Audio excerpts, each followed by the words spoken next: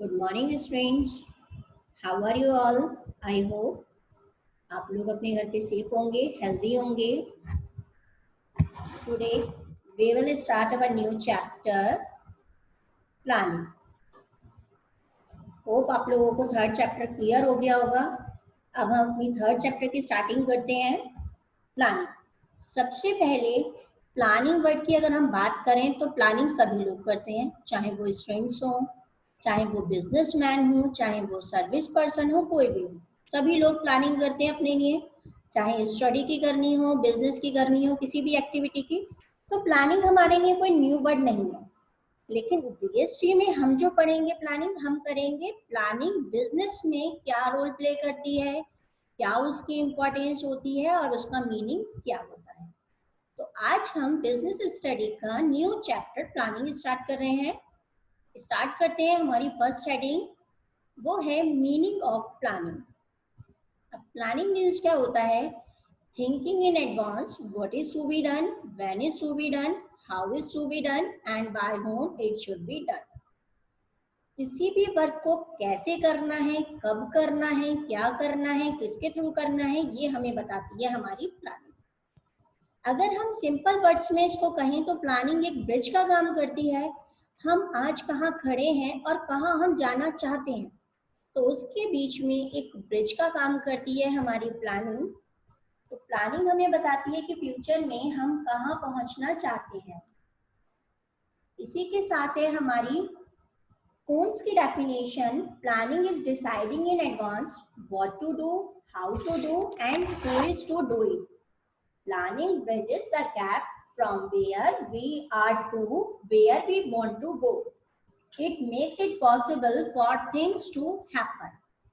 यानी इन्होंने भी सेम चीज ही कहा है कि प्लानिंग मीन्स होता है एडवांस में डिसाइड करना, क्या करना है, कैसे करना है, कौन करेगा। सेम चीज, यानी कि प्लानिंग का मीनिंग अगर हम सिंपल वर्ड्स में कहें तो हम फ्यूचर में क्या करना चाहते हैं उसी चीज को एडवांस में डिसाइड कर लेना ही हमारी क्या कहलाती है? प्लानिंग। बिजनेस में हम आगे क्या अपने ऑर्गेनाइजेशन गोल्स अचीव करना चाहते हैं, उनको कैसे अचीव करना चाहते हैं, किसकी हेल्प से करना चाहते हैं, वही चीजें हमारी प्लानिंग में आ जाती है। Now we will discuss the features in nature और कैरेक्टरिस्टिक्स ऑफ प्लानिंग। सबसे पहले हम इसके ओवरव्यू ले लेते हैं। फर्स्ट हेडिंग है planning contributes to objectives. Second heading is planning is primary function of management. Third one is pervasive. Fourth one is planning is futuristic, forward looking. Fifth one is planning is continuous. Sixth one is planning involves decision making and the last one is planning is a mental exercise. अब हम इन्हीं चीजों को detail में देखते हैं। First heading है हमारी प्लानिंग कंट्रीब्यूट्स टू ऑब्जेक्टिव्स। अब जैसे हमें पता है कि सबसे पहले प्लानिंग करने के लिए कोई ना कोई गोल या ऑब्जेक्टिव हमारे पास होना चाहिए कि हम प्लानिंग किस लिए कर रहे हैं। अगर हम बिजनेस में प्लानिंग करते हैं तो हम अपनी सेल को इंक्रीज करना चाहते हैं, हम मार्केट में अपना शेयर इंक्रीज करना चाहते हैं, कस्टमर्स इंक्रीज करना चाहते हैं, किस लिए कर रहे हैं। तो सबसे पहले जो प्लानिंग में फर्स्ट स्टेप होता है वो होता है हमारे ऑब्जेक्टिव्स को, हमारे गोल को सेट करना। वहीं से प्लानिंग स्टार्ट होती है। जब तक कि हमें अपने ऑब्जेक्टिव्स ना पता हो, उसकी एब्सेंस में हम कभी भी प्लानिंग के बारे में सोच भी नहीं सकते कि प्लानिंग क्या करनी है। जब हम अपने ऑब्जेक्टिव्स को सेट कर लेते हैं उसके बाद हम उन मेथड्स को, प्रोसीजर को देखते हैं, उन स्टेप्स को देखते हैं कि हम अपने उन ऑब्जेक्टिव्स को कैसे अचीव कर सकते हैं। तो जो प्लानिंग होती है वो हमारे ऑब्जेक्टिव्स में कंट्रीब्यूट करती है कि ऑब्जेक्टिव्स को कैसे अचीव करना है, क्या ऑब्जेक्टिव्स होने हैं। प्लानिंग के बेसिस पर हम अपने ऑब्जेक्टिव्स को, अपने गोल्स को पहले ही डिसाइड कर लेते हैं और उसी के बाद प्लानिंग के थ्रू डिफरेंट मेथड्स, प्रोसीजर्स को फॉलो करके उनको अचीव करने के लिए वर्क करते हैं। Now the next heading is planning is primary function of management. Planning first function होता है जो कि किसी भी मैनेजर को परफॉर्म करना होता है। प्लानिंग के बाद ही सारे फंक्शन परफॉर्म किए जाते हैं। तो बिना प्लानिंग फंक्शन के कोई भी मैनेजर किसी भी फंक्शन को परफॉर्म नहीं करता। सारे फंक्शन हमारे बिजनेस के प्लानिंग फंक्शन पर ही डिपेंड करते हैं। जैसे सपोज कीजिए कि अगर किसी ऑर्गेनाइजेशन में मैनेजर ने एक टारगेट सेट किया कि हमें 1500 यूनिट का प्रोडक्शन करना है या हमें 100 यूनिट का प्रोडक्शन करना है, तो सबसे पहले वो क्या करेगा, प्लानिंग करेगा कि उसे कितना प्रोडक्शन करना है। जब उसने एक गोल डिसाइड कर लिया प्रोडक्शन करने का, कितना किया, प्लानिंग करेगा कि मेरे पास जो रिसोर्सेज हैं मैं उनसे 1500 यूनिट का प्रोडक्शन कर सकता हूँ। अब वो क्या करेगा, उसी के अकॉर्डिंग प्लानिंग करेगा कि मुझे कितनी मैन पावर की जरूरत है, मुझे कितना रॉ मटेरियल चाहिए, मुझे कितने इक्विपमेंट्स या मशीनरी की जरूरत है। तो प्लानिंग हमारा फर्स्ट एंड प्राइमरी फंक्शन होता है, जिसे कि हमें सबसे पहले किसी भी फंक्शन को परफॉर्म करने से पहले मैनेजर को परफॉर्म करना होता है। और बाकी के सारे फंक्शन जितने भी कोई मैनेजर परफॉर्म करता है वो सब इसी के ऊपर बेस होते हैं। Now the next heading is pervasive. Pervasive means होता है, अगर हम प्लानिंग की बात करें तो चाहे वो मैनेजमेंट के लेवल्स की बात करें, हम किसी बिजनेस एंटरप्राइज की बात करें, हम किसी भी सैलरीड पर्सन की बात करें, हम स्टूडेंट की बात करें, तो प्लानिंग हर कोई करता है। अगर हम बिजनेस पर आ जाते हैं तो बिजनेस में क्या होता है कि चाहे हमारा टॉप लेवल मैनेजमेंट हो, वो भी ऑर्गेनाइजेशन की ग्रोथ के लिए प्लानिंग करते हैं। और जो हमारे मैनेजर्स होते हैं वो अपने अपने डिपार्टमेंट के लिए प्लानिंग करते हैं। तो जितने भी हमारे लेवल्स होते हैं उन सब के लिए अलग अलग डिपार्टमेंट्स के लिए प्लानिंग की जाती है। अब इसमें क्या है कि केवल ऐसा नहीं है कि ओनली टॉप लेवल मैनेजर्स ही हमारे क्या करेंगे, प्लानिंग करेंगे। हर लेवल पर ही प्लानिंग की जरूरत होती है। अब अगर हम इसको सिंपल सा लिंक करते हैं अपनी स्टडी से, तो अगर हम भी अपनी स्टडी स्टार्ट करते हैं तो उसके लिए हमें भी प्लानिंग की जरूरत होती है कि हमें किस सब्जेक्ट को कितना टाइम देना है, हमें कैसे अपना स्कोर को हायर करना है, कैसे हम अपना टारगेट जो हमने सेट किया था लाइफ का उसे हम अचीव कर सकते हैं। तो प्लानिंग हमारी एक परवेसिव होती है जो हर जगह एप्लीकेबल होती है। परवेसिव मीन्स होता है जो चीज हर जगह एप्लीकेबल हो उसे हम परवेसिव कहते हैं। तो प्लानिंग हमारे ऑल सेक्टर्स में, ऑल लेवल्स में, कहीं भी बात करें हर जगह काम करती है। Now the next heading is planning is futuristic forward looking. अब प्लानिंग की जब हम बात करते हैं तो प्लानिंग की हमने डेफिनेशन क्या पढ़ी थी, planning means thinking in advance, यानी हम हमेशा फ्यूचर के लिए ही प्लानिंग करते हैं। प्लानिंग कभी भी पास्ट के लिए नहीं की जाती। प्लानिंग में क्या करते हैं, हम फ्यूचर के लिए कुछ प्रेडिक्शन बनाकर चलते हैं जितने भी मैनेजर्स होते हैं, और वो जो प्रेडिक्शंस होती हैं वो सारी हमारी पास्ट एक्सपीरियंस पर बेस होती हैं।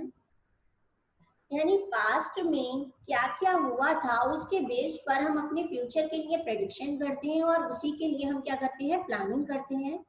तो प्लानिंग हमेशा हमारी फ्यूचरिस्टिक और हमारी फॉरवर्ड लुकिंग होती है।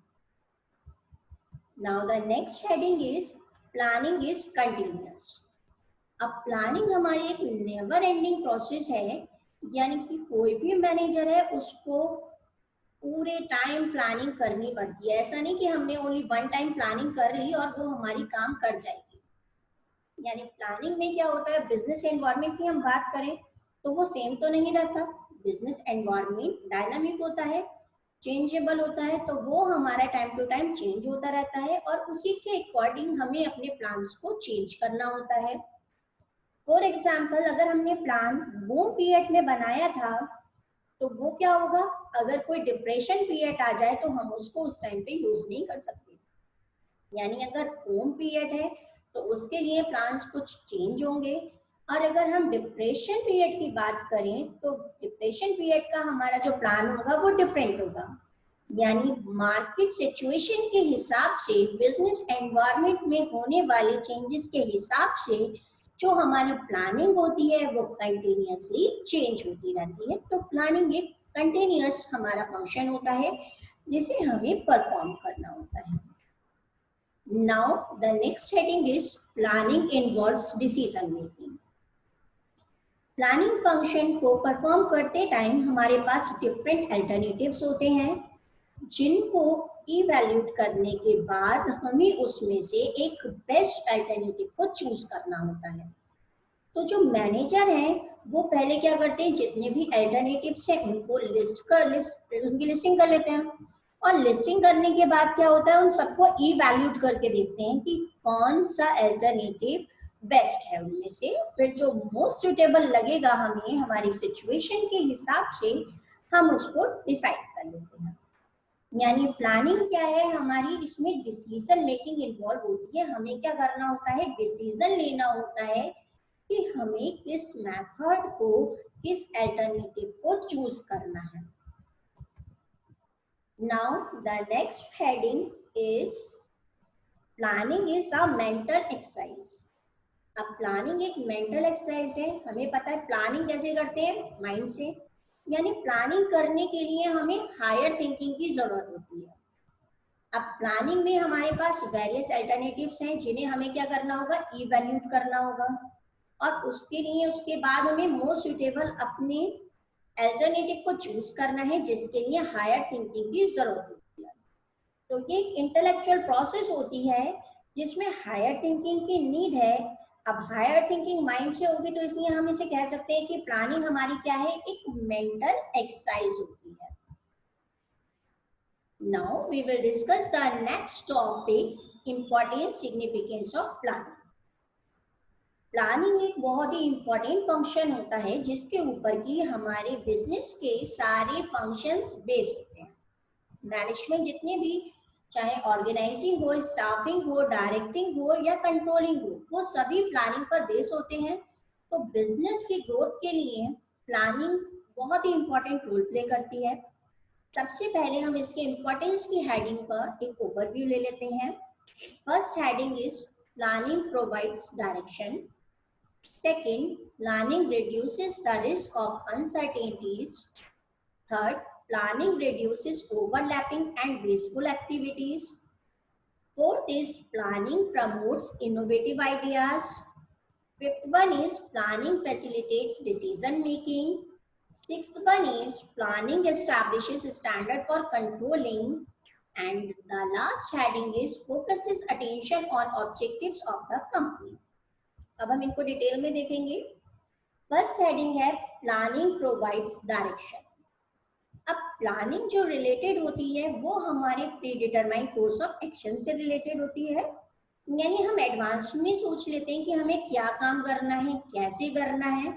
जब हमने पहले से ही प्लान बनाकर रखा है तो हमारे पास क्या होता है, हमें एक वे मिल जाता है कि हमें किस डायरेक्शन में जाना है। यानी वो हमें गाइड करता है कि हमें किस किस डायरेक्शन में मूव करना है। प्लानिंग हमें डायरेक्शन देता है किसी भी एक्शन को करने के लिए। अब इसमें जो एम्प्लॉइज होते हैं उनको भी प्लान वही फॉलो करने होते हैं जो हमारे ऑलरेडी बना दिए गए हैं। तो जब सभी एम्प्लॉइज हमारे सेम प्लान को फॉलो कर रहे होते हैं तो उन सभी के जो एफर्ट्स हैं एम्प्लॉइज के, वो हमारे डायरेक्टेड होते हैं किसकी तरफ, ऑर्गेनाइजेशन गोल के अचीवमेंट की तरफ। यानी सभी एम्प्लॉइज के, सभी पर्सन जितने भी हमारी ऑर्गेनाइजेशन से जुड़े हुए हैं, उन लोगों के एफर्ट्स को हम कंबाइन करके क्या करते हैं, डायरेक्ट करते हैं एक सिंगल गोल की तरफ, जो कि हमारे ऑर्गेनाइजेशन के गोल होते हैं। वो सभी लोग काम करते हैं किस लिए, ऑर्गेनाइजेशन गोल को अचीव करने के लिए। Now the next heading is planning reduces the risk of uncertainties. अब ऑर्गेनाइजेशन में क्या होता है, अगर हम बिजनेस की बात करें या बिजनेस एनवायरनमेंट की बात करें तो अनसर्टेनिटीज, अनएक्सपेक्टेड सिचुएशंस हमें एवरीडे फेस करनी होती हैं। तो जो भी कोई हम प्लान बनाते हैं तो उसमें अनएक्सपेक्टेड रिस्क को, चाहे वो फायर का हो या अदर कैलेमिटी का हो ऑर्गेनाइजेशन में, उनके लिए भी हम पहले से ही प्लानिंग करके रखते हैं। उनके लिए कुछ रिसोर्सेज साइड में रखते हैं ताकि कोई भी अनसर्टेनिटी आ जाए तो उसको हम पूरा कर सकें। इस तरीके से जब हमने पहले से ही अपनी अनएक्सपेक्टेड सिचुएशन या अनसर्टेनिटीज के लिए प्लानिंग कर ली तो उससे हमारी क्या होगी, अनसर्टेनिटीज रिड्यूस हो जाएंगी, यानी लॉस के चांसेस हमारे क्या होंगे, बहुत कम हो जाएंगे। फॉर एग्जाम्पल अगर हम बिजनेस की बात करें तो हमें पता है अकाउंट्स में क्या होता है कि कोई भी बिजनेसमैन प्रोडक्ट को सेल करेगा क्रेडिट में, तो क्या होता है, बैड डेट्स होने के चांसेस ज्यादा होते हैं। तो हम उसके लिए क्या करते हैं, पहले से ही प्रोविजन फॉर डाउटफुल डेट्स बनाकर रखते हैं। मशीनरीज यूज कर रहे हैं तो डैप लगेगा ही हमारा, तो हम प्रोविजन फॉर डेप्रिसिएशन पहले से ही अपना बनाकर चलते हैं ताकि हमें फ्यूचर में इन लॉसेस को कवर करने में थोड़ा सा आसानी हो जाए, यानी कि हमें लॉसेस को फेस ना करना पड़े। Now the next heading is planning reduces overlapping and wasteful activities। अब क्या होता है, ओवरलैपिंग मीन्स क्या होता है, कोई भी एक्टिविटी रिपीट हो जाना। ऑर्गेनाइजेशनल प्लान्स होते हैं वो सभी डिपार्टमेंट की रिक्वायरमेंट्स को ध्यान में रखकर बनाए जाते हैं, जिससे जितने भी डिफरेंट डिपार्टमेंट्स हैं उनमें एक कोऑर्डिनेशन हो सके। प्लान्स ये इंश्योर करते हैं कि सभी को अपना एक्शन पता हो, सबको अपने फंक्शंस, अपनी ड्यूटीज, अपने राइट्स पता हो, ताकि बिजनेस का जितना भी वर्क है वो स्मूथली चल पाए और वेस्टफुल एक्टिविटीज होने के चांसेस हमारे कम हो जाए। अब क्या होता है, अगर सपोज कीजिए कि हमारी कोई भी प्लानिंग नहीं है तो क्या हो सकता है, किसी को पता ही नहीं क्या काम करना है, तो कोई एक्टिविटी ऐसी हो सकती है जिसको कि 2 लोग कर दें किसी काम को, और कोई ऐसा हो सकता है कि कुछ लोग ये सोच ले कि दूसरे ने कर दिया, दूसरा सोच ले पहले ने कर दिया और वो उसको करे ही ना। तो उस कंडीशन में क्या होता है कि हमारे या तो वर्क रिपीट हो जाता है या वो होता ही नहीं। तो प्लानिंग के थ्रू क्या होता है, जब कोऑर्डिनेशन होता है, सबको सारी चीजें पहले से क्लियर होती हैं, किसकी क्या ड्यूटीज हैं, क्या फंक्शन है, कैसे किसी वर्क को करना है, सब क्लियर होने से हमारी जो ओवरलैपिंग या वेस्टफुल एक्टिविटीज होने के चांसेस हैं वो हमारे रिड्यूस हो जाते हैं। Now the next heading is planning promotes innovative ideas. अब प्लानिंग के लिए, प्लानिंग जैसे हमें पता है एक मेंटल एक्सरसाइज है और इसके लिए हाई थिंकिंग की जरूरत होती है। तो इसमें बहुत स्कोप रहता है कि हम क्या करेंगे, जब हाई थिंकिंग करेंगे तो हमारे माइंड में क्या होगा, न्यू आइडियाज आएंगे, न्यू मेथड्स निकल कर आएंगे किसी भी वर्क को करने के लिए। अब प्लानिंग करते टाइम सारे हम पहले अल्टरनेटिव्स को देख लेते हैं कि हमारे पास क्या क्या ऑप्शन हो सकते हैं। तो हो सकता है कि जब हम अपनी सारे अल्टरनेटिव्स को देखें तो कुछ न्यू चीजें हमारे माइंड में आ जाए जो उस टाइम तक हमने नहीं सोची थी, या हो सकता है कोई और बेटर मेथड निकल आए किसी भी वर्क को करने के लिए जो हमें नहीं पता था।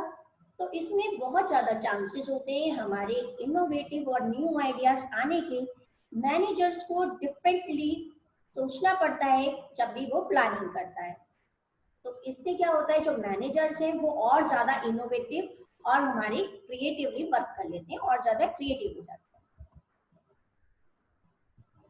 हैं। Next heading is planning facilitates decision making.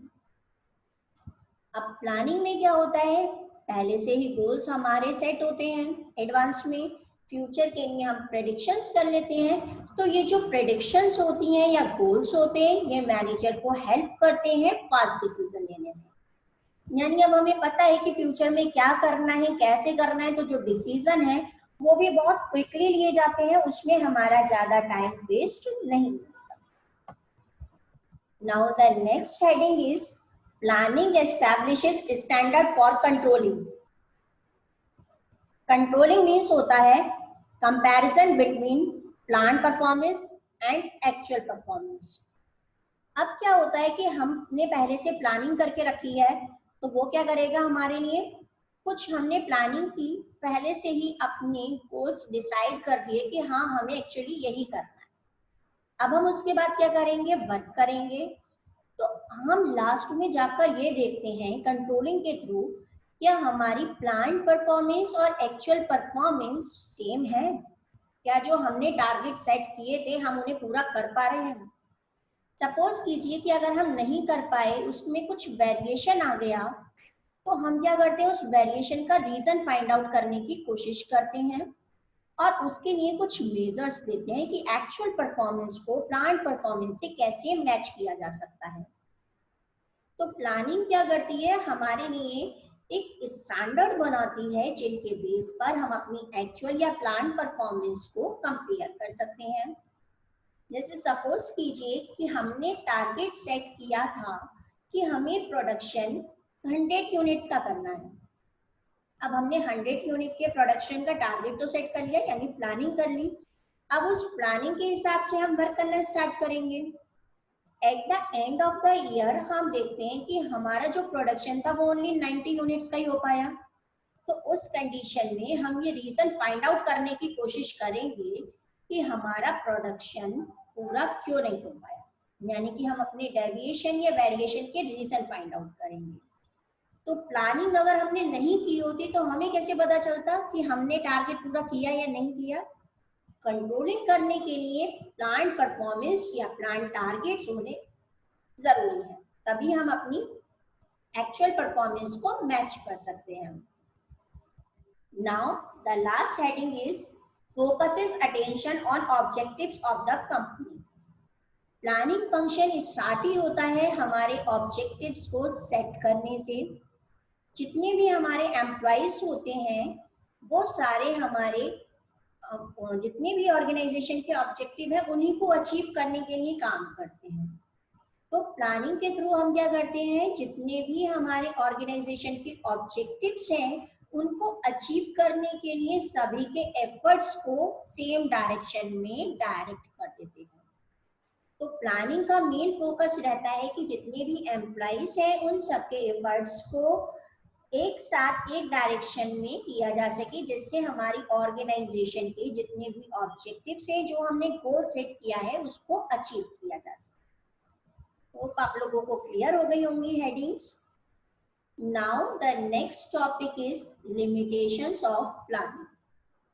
अब प्लानिंग हमारे लिए कितनी इंपॉर्टेंट है वो तो हमने देख लिया, लेकिन उसके बाद भी प्लानिंग में भी कुछ लिमिटेशंस होती हैं, कुछ डिमेरिट्स होती हैं। उनको हम 2 कैटेगरी में डिवाइड कर सकते हैं, internal limitation of planning and second one is external limitation of planning. सबसे पहले हम इंटरनल लिमिटेशन ऑफ प्लानिंग को देखते हैं। इसमें फर्स्ट हेडिंग होती है प्लानिंग लीड्स टू रिजिडिटी। अब प्लानिंग क्या होती है, एक बार हमने फ्यूचर के लिए प्लानिंग कर ली, अब मैनेजर क्या करता है, उसी को जो हमने प्लानिंग की थी सेम को फॉलो करनी होती है। एक बार अगर कोई प्लान बन गया हमारा फ्यूचर के लिए तो मैनेजर इस पोजीशन में नहीं होता कि वो उसको प्रॉपर्ली चेंज कर पाए। कभी कभी ऐसी सर्कमस्टेंसेस आ जाती हैं कि उस कंडीशन में जो हमने प्लान किया था वो हमें पॉजिटिव रिजल्ट्स नहीं देते। अब प्लानिंग क्या है हमारी, स्टैटिक या रिजिड होती है, तो उस कंडीशन में मैनेजर को काफी सारी डिफिकल्टीज को फेस करना पड़ता है, क्योंकि वो जो क्या करता है, जो हमारे प्री डिसाइडेड प्लान्स है उन्हीं को वो फॉलो करता है और उनको इजीली चेंज नहीं किया जा सकता। तो प्लानिंग हमारी क्या होती है, रिजिड होती है। Now the next heading is planning may not work in dynamic environment. अब अगर हम बिजनेस एनवायरनमेंट की बात करें तो उसकी तो क्वालिटी यही है, उसकी कैरेक्टरिस्टिक ही है कि वो डायनामिक होता है और इसको हम कंट्रोल भी नहीं कर सकते बिजनेस एनवायरनमेंट को। अब इसमें क्या होता है कि अगर हम फ्यूचर के लिए कोई चेंजेस करना चाहें, हम फ्यूचर को देखना चाहें तो हम नहीं देख सकते, केवल क्या कर सकते हैं, हम एक प्रेडिक्शन ले सकते हैं कि हाँ फ्यूचर में ऐसा हो सकता है। अब अगर सपोज कीजिए कि जो चेंजेस हैं बिजनेस एनवायरनमेंट के वो बहुत ही ज़्यादा फ्रिक्वेंटली होते हैं, तो उस कंडीशन में हमारी जो प्लानिंग होती है वो फेल हो जाती है। जैसे कि अगर हमारी इकोनॉमिक पॉलिसी चेंज हो जाए, हमारा फैशन चेंज हो जाए, कॉम्पिटिटर्स की पॉलिसी चेंज हो जाए, तो क्या होता है, मैनेजर इन चीज़ों को एक्यूरेटली नहीं देख सकता। तो उस कंडीशन में जहाँ पर कि चेंजेस बहुत ही फ्रिक्वेंटली आते हैं, जहाँ पर एनवायरनमेंट चेंजेबल होता है, वहां पर हमारी जो प्लानिंग है वो ठीक तरीके से वर्क नहीं कर पाती। Now the next heading is it reduces creativity. अब मैनेजर ने अगर एक बार प्लानिंग कर ली तो वो क्या करता है, उसी प्लानिंग के साथ उसे अपना वर्क स्टार्ट करना होता है।